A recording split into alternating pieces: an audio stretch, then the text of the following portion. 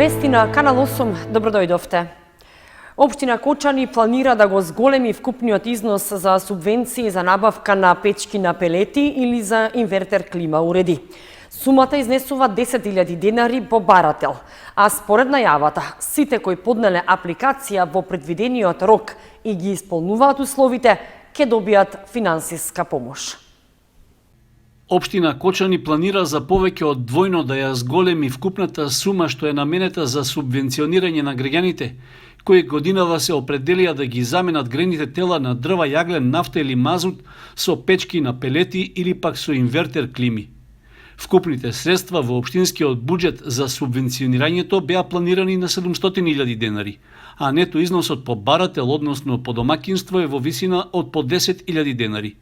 Со предлогот, сумата ќе се зголеми, што ќе овозможи сите што поднеле апликација и ги исполнуваат условите да добијат финансиска поддршка. Предлог одлуката за покачување на вкупната сума за субвенции ќе се најде на разгледување пред Советот на општината на седницата што е закажана за 16 декември. Во предлогот стои дека сите граѓани кои поднеле барања по објавениот јавен повик за субвенционирање кој траеше до 14 октомври, а кои ги исполнуваат условите од истиот, ќе бидат прифатени. Исплатата на субвенцијата ќе се врши од буџетот на општината, и тоа 800.000 денари од буџетот за оваа година согласно програмите и активностите на општината во областа на заштитата на животната средина, како и 900.000 денари од буџетот за наредната година согласно истата програма. Барателите кои поднеле апликација за субвенција по истекот на крајниот рок за поднесување на барањата и кои немаат уредна или комплетна документација не можат да го остварат правото на субвенција. Граѓаните кои побарале субвенција треба да го имаат претходно платено данокот на имот за стамбениот објект. Освен тоа, објектот каде што се инсталирало грејното тело, односно уредот, не треба да е во фаза на градба и претходно барателите да не биле корисници на ваков вид субвенција. При крај реконструкцијата на мултикултурниот центар во Кочани, што се реализираше со средства од Европската Унија преку проектот за прекугранична соработка со соседна Бугарија. Со комплетирањето на објектот ќе се обезбедат простории за активности на граѓаните, пред се младите, како и за невладините организации. Во завршна фаза влегува реконструкцијата на мултикултурниот центар во Кочани, откако скоро една година се изведуваат градежните работи. Еден од најстарите културни објекти, познат како Старо кино, добива современ лик. Останува да се доработи внатрешното уредување и климатизацијата. Со проектот, овој објект има комплетно нов водовод, канализација и електрична инсталација. Поставени се ПВЦ врати и прозорци, термичка фасада, нови подови и осветлување. Исто така, објектот доби сигурностна и видео опрема, противпожарна и громобранска инсталација. Променете кровот, а во внатрешноста се отстранети старите слоеви на ѕидовите, изградени се и нови тоалети. Со реализацијата на овој проект, Кочани добива современи простории. Тие ќе бидат наменети за активности на граѓански здруженија и културни работници, за млади творци и креативци. Ќе има и простор за изложби и поставки со културно-историско значење од локалното поднебје. Од општината велат дека работите се одвиваат според предвидената динамика. Проектот е важен затоа што се добива обновена градба во централното градско подрачје. Уште позначено е што мултикултурниот центар треба да донесе нова енергија во градот, со што ќе се создаде можност за активности кои ќе стимулираат учење, поддршка и вмрежување, истакнува градоначалникот Никол Чуилиев. Реконструкцијата на мултикултурниот центар е проект што е финансиран од Европската Унија во рамки на вториот повик на Интеррек ИПА програмата за прекугранична соработка, а е кофинансиран од Министерството за локална самоуправа и од општина Кочани. Едно починато лице, 22 ново заразени и 27 оздравени пациенти во последните 24 часа во Кочани бележи Министерството за здравство. Бројот на активни случаи во моментов во Кочани изнесува 244. Неколку дена по 3 или 4 нови случаи во Кочани заразени со COVID-19, но во вчерашниот извештај бројот е поголем, или вкупно 22 лица се ново заразени со коронавирусот во последните 24 часа, информира Министерството за здравство. Во меѓувреме, Министерството за здравство бележи и 27 оздравени пациенти и еден починат на 65 годишна возраст. Бројот на активни случаи на COVID-19 во Кочани во моментов изнесува 244. Во Виница во изминатото денонокие се регистрирани 4 ново заразени и 9 оздравени пациенти. Овде бројот на активни случаи е 123. На ниво на држава, од направените 2758 тестирања во последните 24 часа, регистрирани се 929 нови случаи на COVID-19. Институтот за јавно здравје регистрираше 1068 оздравени пациенти. 28 лица ја загубија битката со коронавирусот. На мини свеченост библиотеката Искра од Кочани ги додели наградите на учениците со најдобри творби од учеството на ликовниот конкурс под наслов Книга наместо технологија. Истиот беше наменет за учениците од основните и средни училишта, а целта е поттикнување на читањето книги во време на пандемија. По повод месецот на книгата што се одбележува од 15 октомври до 15 ноември, јавната општинска установа библиотека Искра од Кочани реализираше онлайн ликовен конкурс под наслов Книга наместо технологија. Ликовниот конкурс беше реализиран преку социјалната мрежа Facebook, каде учесниците преку користењето на модерна технологија ги споделуваа своите ликовни творби преку опцијата Story. Целта на конкурсот е во услови на пандемија, кога е ограничено движењето на сите, да го поттикнат читањето кај децата и што помалку да ги користат апаратите на модерна технологија. На мини свеченост со почитување на сите мерки и протоколи за заштита од COVID-19, библиотеката го организираше доделувањето на наградите на најдобрите ликовни творби од ликовниот конкурс.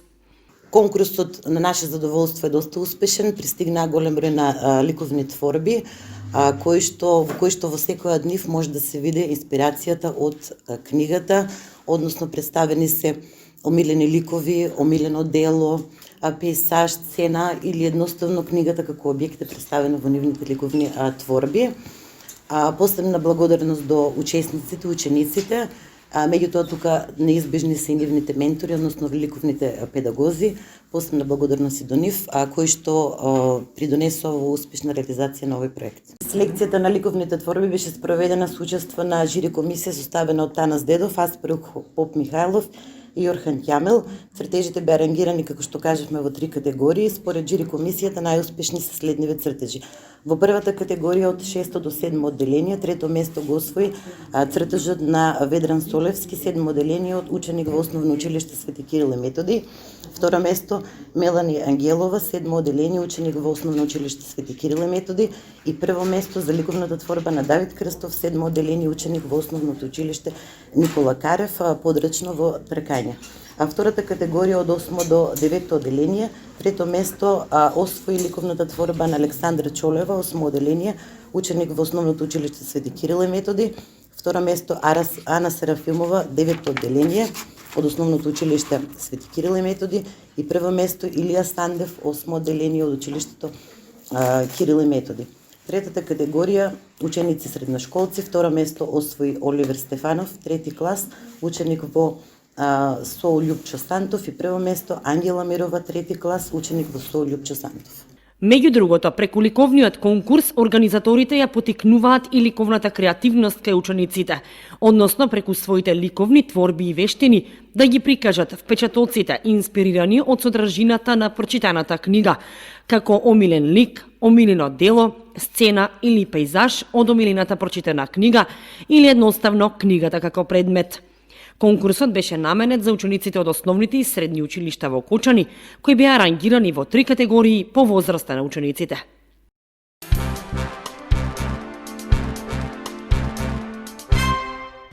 Општинскиот комитет на ВМРО-ДПМН од Кочани одржа пресконференција по повод распишаниот оглас за вработување на 280 лица во АД Пошта, во кој обвинија за расипничко однесување на СДСМ со парите на граѓаните. Општинскиот комитет на ВМРО ДПМН од Кочани на пресконференција подсети дека од СДСМ ветиле намалување на вработените во администрацијата, а не го исполниле истото. Имено од ВМРО го потенцираа распишаниот оглас за вработување на 280 лица во АД Пошта на работно место пошторазнесувачи и обвинија дека ваквото е неодговорно однесување на владата со парите на граѓаните и деночните обврзници. Побараа наместо нови вработувања, парите да се пренаменат во справување со здравствената криза со COVID-19. На територија на општина Кочани е разбишан оглас за 21 пошторазнесувач, а истиот може да го најдете и на официјалната страна на АВРМ.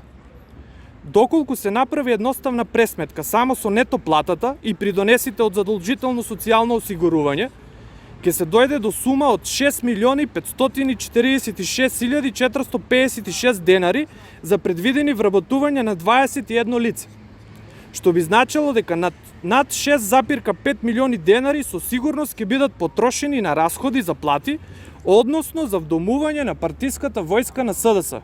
Зарем не е попаметно овие 6,5 милиони денари да им се инвестираат во здравството, во општата болница во Кочани, за пациентите да имаат основни услови, или пак да се набави заштитна опрема за здравствените работници. Исто така, овие средства може да се инвестираат и во образованието за лаптопи на учениците, за да може да ја следат наставата без проблем. Пак ќе повторам, нели СДС ќе ја намалуваше администрацијата и партиската војска? Треба ли да напоменуваме дека и самото јавно предпријатие работи со зголемени ризици по пропагање на Евростандард банка АД Скопје. А од друга страна, непотребно ги зголемува расходите за плата, свесно сака да се уништи и ова јавно предпријатие, за да може да се трупаат долгови, за на крајот Македонски пошти да биде загубар и да оди на продажба. Македонија, за да продолжи напред и достоинствено да чекори, СДС мора да биде запрет.